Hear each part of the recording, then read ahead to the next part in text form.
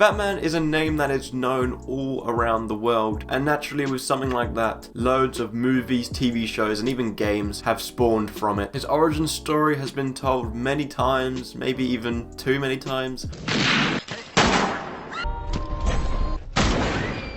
As of recording March 4th, 2022, a new Batman movie has been released titled The Batman, a reboot for the character after the mishandling of the DCEU. The film focuses more on Batman's detective abilities, which has only really been properly explored in animated form. As mentioned, there are many Batman movies, so many that I can't even be bothered to count. They range from encounters with the Teenage Mutant Ninja Turtles, Scooby-Doo, Women, Voldemort, Tommy Shelby, Venom, recasts, and studio interference. So for the sake of my sanity and to make sure that this video isn't 3 days long, I'll only be covering theatrically released Batman movies and those spin-offs which have a theatrical release. But anyways, with all that talk out the way, here is my ranking of all the theatrically released Batman movies from worst to best, including The Batman. I feel like I don't even need to talk about this film. I can just say it's in last place and then move on, and everyone will completely understand what I'm talking about, because there is so much to talk about here, but I'm going to keep it brief. It's hilarious watching some of the films on this list which are helmed as some of the greatest films of all time, not just in the genre, and then you see something like this. My god, this really personifies what the superhero genre was before some of the early 2000s masterpieces within the genre. From start to finish, everything looks cheap. It's all extremely campy and cheesy, and they dragged in some big name actors and actresses for this just to deliver some awful dialogue. In fact, just make a terrible film. I will be honest, this is my first time watching it in preparation for this video, and I went in with the lowest of expectations, and while it wasn't as bad as I was expecting, my rating should tell you enough how bad it is. It never got to the point where I physically was in pain watching it like I have with some of the other films, but it was still very bad. I think I became numb to the feeling, that's why it wasn't as painful. There is barely a story here, and it's hilarious because they're not trying to progress the story. They're making campy jokes, and there just really didn't feel like any story progression, because I was just watching it and suddenly Batgirl shows up and I was like, oh, were they setting that up? I couldn't really tell that much. But the campiness also stems to the acting, where everyone is overacting to the point where they all stand out for the wrong reasons in every scene. Prime example being Arnold Schwarzenegger and Uma Thurman. My god, they're even to this day helmed as top tier actors, or actors who are well known by a lot of people, especially Uma Thurman, who just came off the back of winning an Oscar. It's hilarious, to be honest, to see how far they had fallen for this film. Not that it's tarnished their careers. I'm shocked at what in the script made them want to do it. There are plenty of things to nitpick from this film, but I'm pretty sure everyone else has done it on this platform, so there's no point of me going into it. Plus, I'd be here much longer than I needed to be talking about this film, but easily one of the worst films I have ever seen.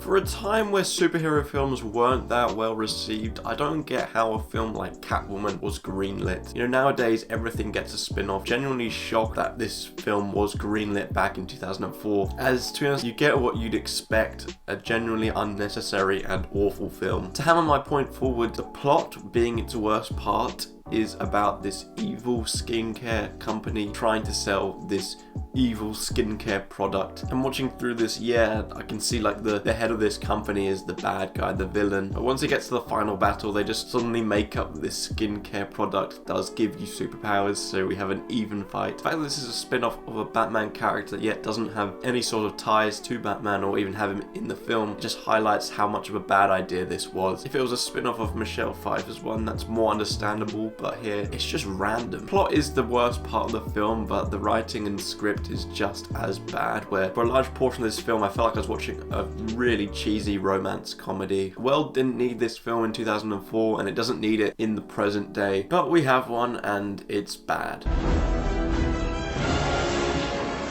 Here comes yet another bad film, but compared to Batman and Robin, Batman Forever seems like Oscar-worthy material. It has somewhat of a structure to it, even though Jim Carrey's Riddler is super over the top. Because it's Jim Carrey and you know him, he has the charisma to make it somewhat enjoyable. You don't take it seriously at all, and that's where you can get some kind of fun out of it, because the Riddler was the standout from an entertainment point of view, because everything else was pretty lackluster. With the change of director, it doesn't have that gritty edge, it's fallen too much into the campy side of things, which Burton's films did dabble in a bit. But from a film point of view, this film does contain too many plot lines to the point where an iconic Batman character like Robin feels rushed in and appears out of nowhere, kind of like Batgirl in Batman and Robin. They want to add in more Riddler and Two-Face antics rather than developing that plot line, and it just tells you a story about this film where it would rather go for the campy, low-hanging fruit of jokes than bring in an iconic character to the franchise. It's a film which goes down a path where it was never going to recover from, leaning too far into the campy side after somewhat of a dark and gritty previous two films. But as mentioned, it is a lot better than Batman and Robin, but it's still not a good film. As a sequel to Batman 89, I'd always seen that this had good reviews, but I hadn't watched it until I prepared for this video. So I went in somewhat excited to see this sequel as I mentioned, it had good reviews. But watching it, I don't understand where all those reviews come from. Yes, it does maintain the same gritty tone in some areas, but other than that, there isn't anything that improves upon or even matches the same quality. Penguin and Catwoman maybe being the exceptions, as Danny DeVito and Michelle Pfeiffer play it with such passion where it's hard not to appreciate it, but even at times, they do feel far too over the top. The film's plot does interestingly depict three troubled individuals, which makes for three intriguing dynamics. However, with such plot comes inconsistency. Batman Returns tries to maintain that same tone, but then it doesn't want to commit to it and goes really campy in some areas where it just feels tonally inconsistent. Those over-the-top aspects, mainly being the origin of our two villains, they just feel too cartoonish for such a grounded story at first. Following on from such an iconic film, the tone really does let this film down as it ruins the momentum of the story as well as just the feel of it. But if you can look past that, you'll enjoy this film, as Michelle Pfeiffer and Danny DeVito are a lot of fun. But yeah, it doesn't match the original. Well, this was an experience. Your average moviegoer would watch this film and be like, oh, that was terrible, and I can somewhat understand where they're coming from, but watching this film, I did go into it with the mindset that this film was made in the 60s and was long before we had such masterpieces within this genre, which may even be in this ranking. So with that mindset, I actually did have a lot of fun with some aspects. No, it's not going to be near the top of this list, but there is an enjoyment, especially how retro it is. The plot is hilariously bizarre, and you would never see anything like it in a Batman movie or a superhero movie in this modern day. In some way, it's kind of refreshing to see that, because it's a time where there wasn't as much pressure on a film to be a success, and that campiness and wackiness does give it some charm. The film is riddled with signs of limitation from the action choreography and occasionally special effects, and I don't think it was a limitation purely just a choice, but the costumes as well are very outdated. Every actor devotes a lot of energy and passion to their role, and I can appreciate it as it makes it a product of its time and something you can really appreciate looking back to. I know this film stems from the 60s TV show with the same actors and characters, which I haven't seen, but watching this film, every time Robin blurted out a one-liner, it would make me laugh every time. So yeah, not a film that you can really take seriously, as it's a very old one before this genre was established, but it is a lot of fun.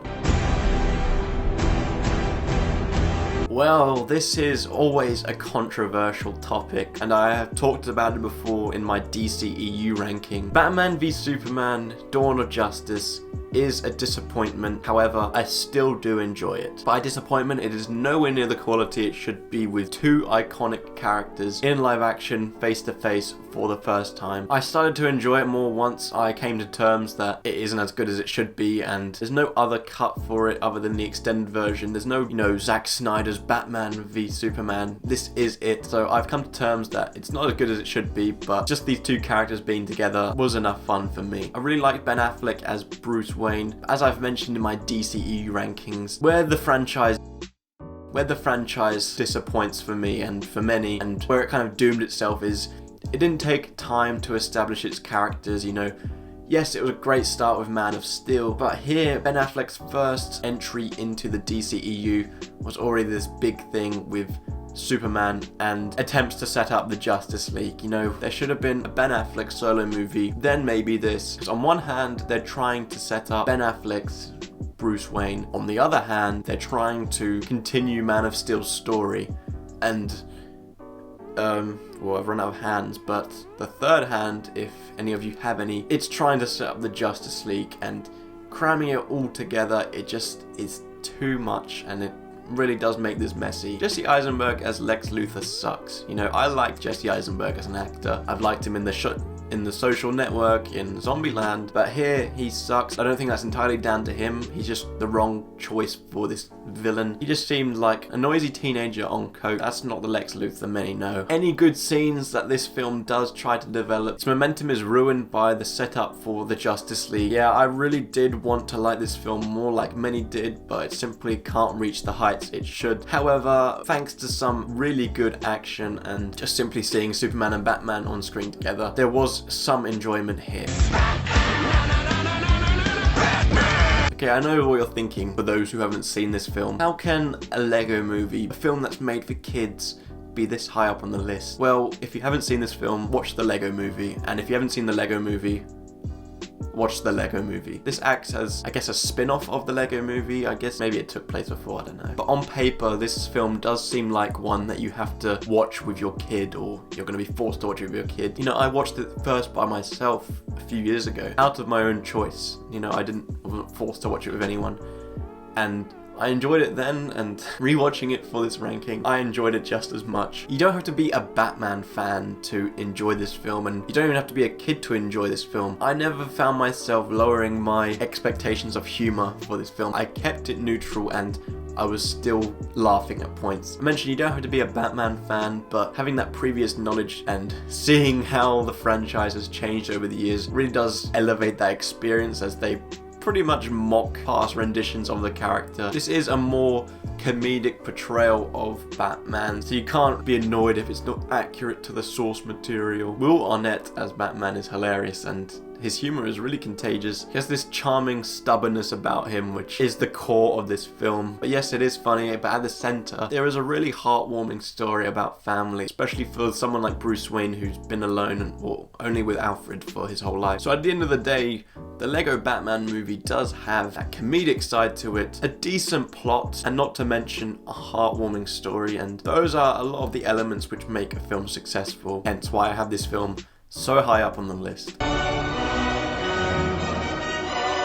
Batman Mask of the Phantasm is a film that I've heard a lot of praise about over the years. Never got round to watching it until now, and I was happy I finally did. Despite it being animated, it fits in amongst the grounded and the dark and gritty movies in this list, just haven't really got to them yet. And as I mentioned in the intro, the Batman is the first live-action adaptation of what we know as the world's greatest detective. You know, that's the title Batman has, but you never really see it, except you do in this film, because up till yesterday, I thought this was the best adaptation of that from what I've seen. And not only does it favour that detective side of things, this is a good example of his world's greatest detective title. Now, one thing which I think this film does best, maybe even out of any of these Batman movies, is explore Bruce Wayne and that struggle for balance with the two sides of his life. You know, one, he wants to explore a relationship, then he has to deal with the consequences of him being Batman. Kind of like what we see in Sam Raimi's Spider-Man movies, but here, it's an unfamiliar story for Batman. Phantasm does make for an original and good enough villain, and despite on paper, Joker does not feel shoehorned in. If anything, it just makes this world feel bigger, as, you know, Joker can just casually show up and it's not some big thing to steal the headlines. And it adds an interesting dynamic, of course, as Mark Hamill is great at voicing this character, especially with that menacing laugh. This is one of the better animated superhero movies out there, and despite it being animated, it doesn't have to cut corners to get to certain story elements like it does in other adaptations. It plays out like a live action one, just animated. I enjoyed it thoroughly.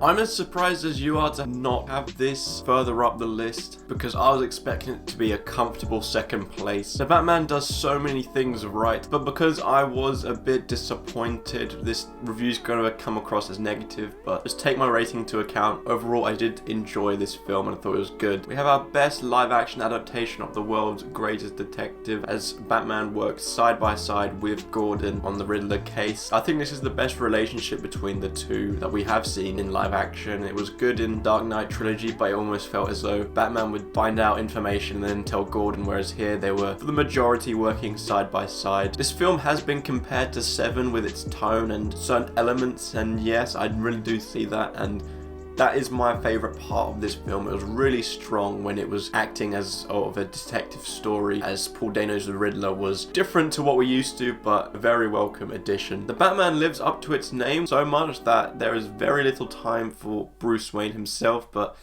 when Bruce Wayne was here, I didn't buy him as Bruce Wayne as much. Robert Pattinson's portrayal, it seemed more of like a moody teenager rather than the Bruce Wayne we know, and yes, I know this is a very early Batman, a very early Bruce Wayne, it's only his second year, but still I just didn't buy him as Bruce Wayne. And when Pattinson was the Batman, I bought it. It was a different portrayal, but still I bought him as Batman, but as Bruce Wayne it just didn't feel like him. I'm fine with 3-hour-long movies as long as they justify this runtime, and while this film does contain some brilliant things, from the action, the acting, the story, to perhaps my favourite part, the music, the film did lack cohesion and structure, and it made the pacing really inconsistent, and therefore the runtime really did show for me. I won't go into specifics for obvious reasons, but what seemed like it could have been the ending happened when there was still 40 minutes to go, and after that, every scene felt as though it was going to be the end, but then it kept carrying on for another scene. So I feel like they could have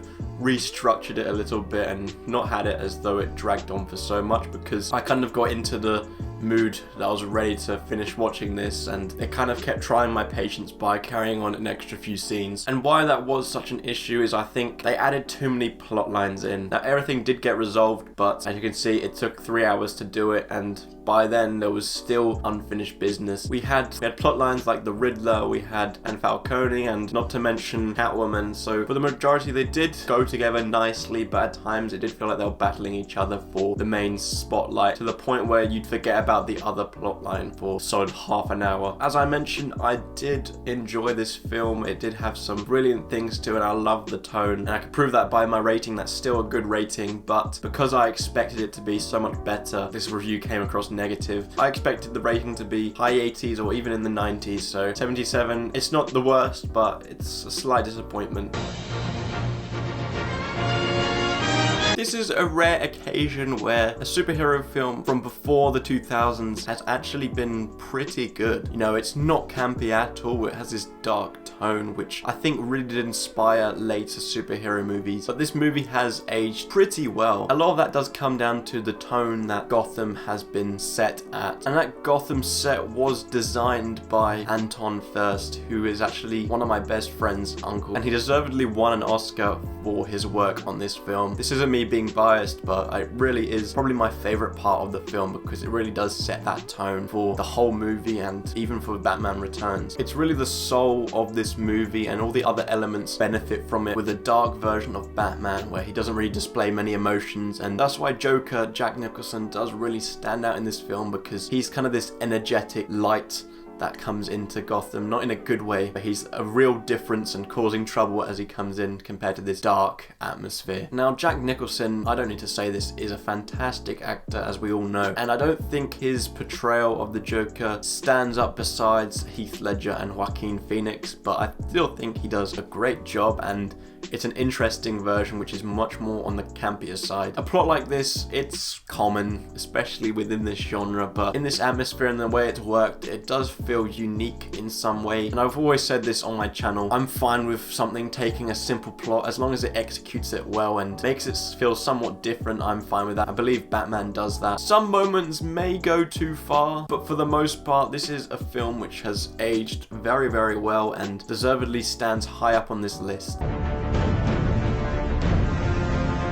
I always thought I was alone with my opinion on The Dark Knight Rises, but as I've looked around, many do actually agree with me. I have done a movie review of this before and I've covered it in my Christopher Nolan ranking, and watching it in preparation for this video, I did enjoy it more, probably because I have adapted to it. My complaint about this film was how it didn't feel as grounded as the other two, as it does draw in some of those more comic accurate aspects, which I understand you want to go big and bold for the finale of the trilogy, but the other two just felt really grounded. From a filmmaking point of view, it is very well done. Christopher Nolan is fantastic at these sort of things, hence why his trilogy is held so high up in my ranking. I like the change of villain from going from the psychological villain like Joker to a physically superior match like Tom Hardy's Bane, who is an absolutely brilliant villain. Many criticize Tom Hardy's voice in it, but I like it because it's menacing. I guess in a way you're listening to every word he's saying because you might not be able to understand him. When you're focusing, listening to what he's saying, the effect that has because of what he is saying is extremely menacing. I liked that it wasn't just another Batman story. It follows on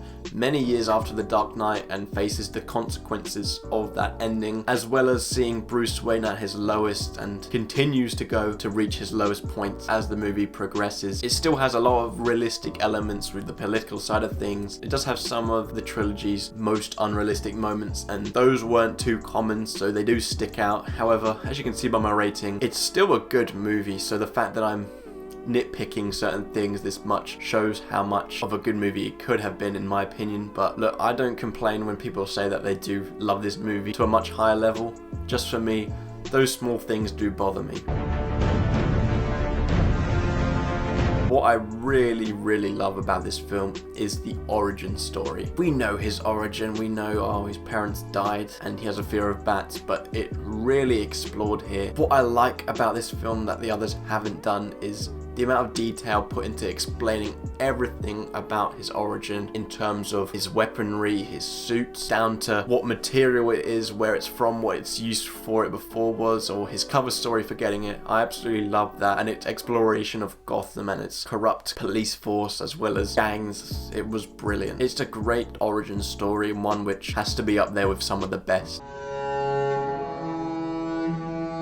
Upon announcement, a standalone film about a Batman villain directed by the person who made the Hangover trilogy seemed like a bad idea to me. Like, there is so much superhero content these days that anything seems to get a spin-off, especially with Marvel now introducing Disney Plus shows about characters who have always been a side character. Something like this kind of annoyed me, to be honest, because I just feel like, oh, it's an easy money maker for them. As trailers started to come out and I saw that it was a psychological thriller or a character study, I was more and more intrigued, and the tone they set got me very excited, and once I did see it, I was shocked. Joaquin Phoenix deservedly wins an Oscar here. It's a really interesting, grounded story of how society treats a mentally unstable person, and to be honest, it doesn't feel like a DC or Marvel movie at all. It doesn't feel like it belongs in the genre, because at the end of the day, it is just a character study with a sprinkle of DC Easter eggs here and there with Gotham, the Waynes. I like seeing the evolution of Arthur Fleck throughout this film, where it's executed so well to a psychotic point where you actually feel happy for him when he transitions into the Joker, because he's found his purpose. Everything is suddenly all clear, and you know the film is either well crafted or I'm a sick individual who feels happy for him going on his murderous rampage. Tone, as mentioned, is top notch, and the score was chilling. It's not just a fantastic DC film or fantastic comic book film, but it's a fantastic film and is up there with some of the best character studies or psychological thrillers. It's a breath of fresh air and shows that these aren't just big money-making movies like I initially thought this one would be. So hats off to you, Joker. Although saying that, I kind of don't want there to be a second one like is rumoured. I think it works well enough as a standalone film. Sometimes you just have to sit back and appreciate something, because this is a fantastic film. I've said it before in this list, but I really mean it when I say this about this film. It's not just top 3 of the genre, it is, I'm not going to say top 3 of all time.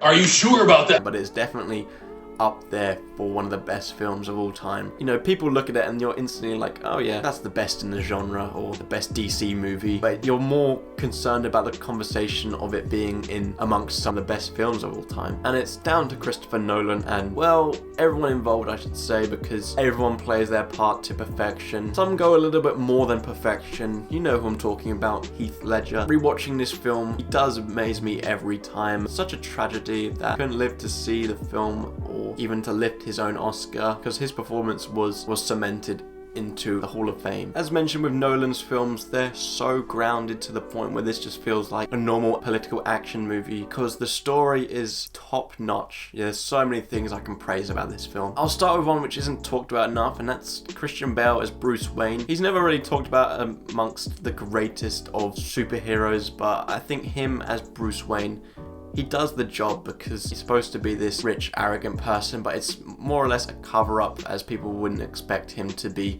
the type who'd want to save people in his spare time. Also, Harvey Dent's arc in this film is tragic in a good way because he's the face of Gotham at first. He's the one that's going to bring down all the crime, but then he succumbs to it and joins them. And his actions really do lead to this day, such a unique ending, which I've never seen anything like it, where the hero takes the fall to ensure that chaos doesn't ensue anymore. It is an absolutely perfect Batman story. There isn't a single thing that I would have changed about it or a single complaint that I have. Heath Ledger gives a perfect performance, or even more than perfect if that's possible. As mentioned, not just one of the best in the genre, but one of the best of all time. So that was my ranking of all of theatrically released Batman movies, including their spin-offs. Let me know down below what your ranking would be, because yes, there are a lot of films, and feel free to include every single film or just those that you have seen. I'm sure we will see many different lists in the comments. And you know, while you're commenting, if you haven't already, please do like and subscribe. It really does mean a lot. Now that we've hit March and we've gotten out of the months of January and February, there will be more videos coming your way because more films will be released. I really do appreciate you watching, and hopefully I do see you in my next video if you decide to stick around.